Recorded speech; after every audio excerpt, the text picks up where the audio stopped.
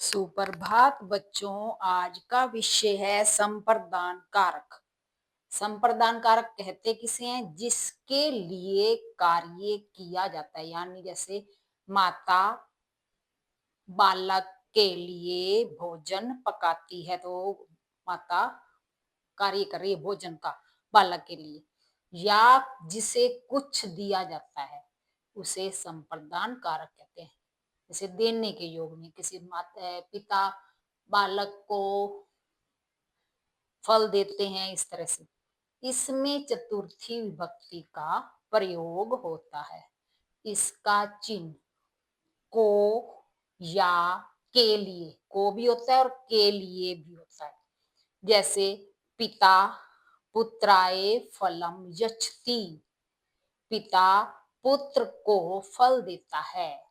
यहाँ पर हम किसी को कुछ देते हैं या किसी के लिए कोई काम कर रहे हैं तो उसमें चतुर्थी विभक्ति का प्रयोग होता है। यहाँ यच्छति अर्थात देने की क्रिया, यच्छति जो है देना, देता है, ये क्रिया है, तो पुत्र के लिए की जा रही है। यहाँ पुत्राय, पुत्राय जो आपका है ये शब्द, ये चतुर्थी विभक्ति है। अब एक और एग्जाम्पल दे रही हूं आपको। छात्राः पठनाय विद्यालयं गच्छन्ति, सब छात्र पढ़ने के लिए विद्यालय जाते हैं। पढ़ने का काम कर रहे हैं वो विद्यालय जाकर, तो पठनाय यहाँ पर चतुर्थी विभक्ति है। विद्यालय जा रहे हैं, विद्यालय काम कर रहे हैं जाने का, पढ़ने के लिए। और रुच क्रुद्ध, रुच मतलब अच्छा लगना, क्रुद्ध मतलब क्रोध करना। दा यच तो आपका ये आ गया यहाँ पर। आदि धातुओं के साथ चतुर्थी विभक्ति का प्रयोग होता है। और इसके साथ नमः, नमः मतलब नमस्कार करना, नमस्कार किया, ऐसे सूर्य के लिए नमस्कार है, अध्यापक के लिए नमस्कार है, ऐसे नमस्कार है। और स्वसित का अर्थ होता है कल्याण हो। आदि शब्दों के साथ भी चतुर्थी विभक्ति का प्रयोग होता है। जैसे क्रुद्ध का है एक एग्जाम्पल, शिक्षकः छात्राय क्रुध्यति, शिक्षक या अध्यापक छात्र को गुस्सा करता है।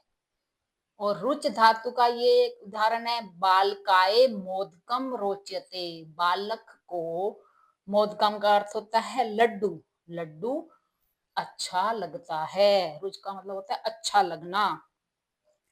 और किस लिए या क्यों के अर्थ में किमर्थम एक अव्यव शब्द है। किमर्थम क्या है? अव्यव शब्द।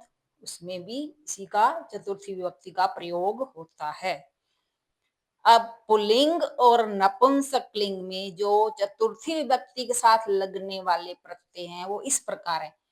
एक वचन में आए, द्विवचन आभ्याम और बहुवचन एभ्यो। इससे शब्द क्या बन जाएगा? नर आपका जैसे पुल्लिंग शब्द है तो नराए हो जाएगा।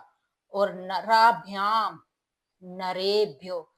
और नपुंसकलिंग में जैसे फल शब्द है तो फलाए फलाभ्याम फलेभ्यो, ऐसे हो जाएगा।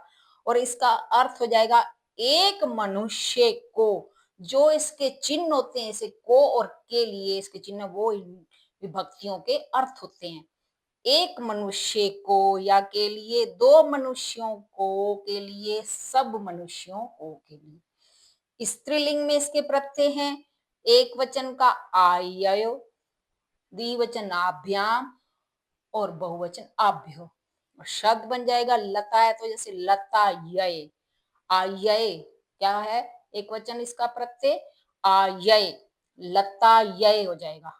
और लताभ्याम द्विवचन में, और बहुवचन में हो जाएगा लता भ्यो। अर्थ यही रहेंगे, एक लता को के लिए, दो लताओं को के लिए, सब लताओं को के लिए। ध्यान रखें, जो इन कारकों के चिन्ह होते हैं वो विभक्तियों के अर्थ होते हैं।